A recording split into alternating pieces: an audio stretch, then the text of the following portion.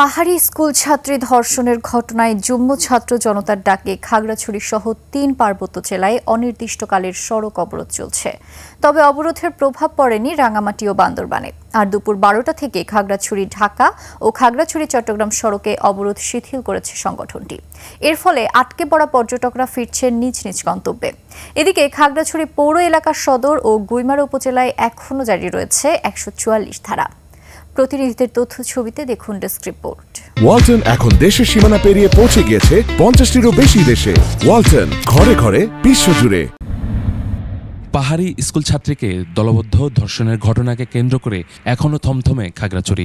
জম্মু ছাত্র জনতার ডাকে চলছে তৃতীয় দিনের মতো অনির্দিষ্টকালের সড়ক অবরোধ। বিভিন্ন স্থানে চোরাগোপ্তাভাবে সড়কে ব্যারিকেড দিয়ে অবরোধ পালন করছে পিকেটাররা।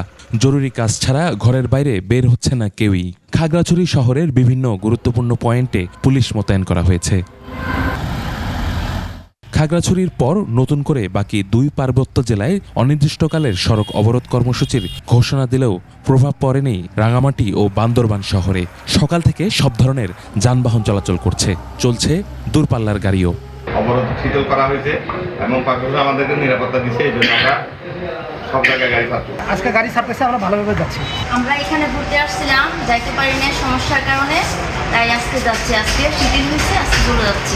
রোববার খাগড়াছড়ির গুইমারায় সহিংসতা চলার সময় দুর্বৃত্তের গুলিতে ৩ পাহাড়ি নিহত এবং সেনাবাহিনী ও পুলিশ সদস্য সহ বেশ কয়েকজন আহত হন। ময়নাতদন্ত করে নিহতদের মরদেহ স্বজনদের হাতে হস্তান্তর করা হবে।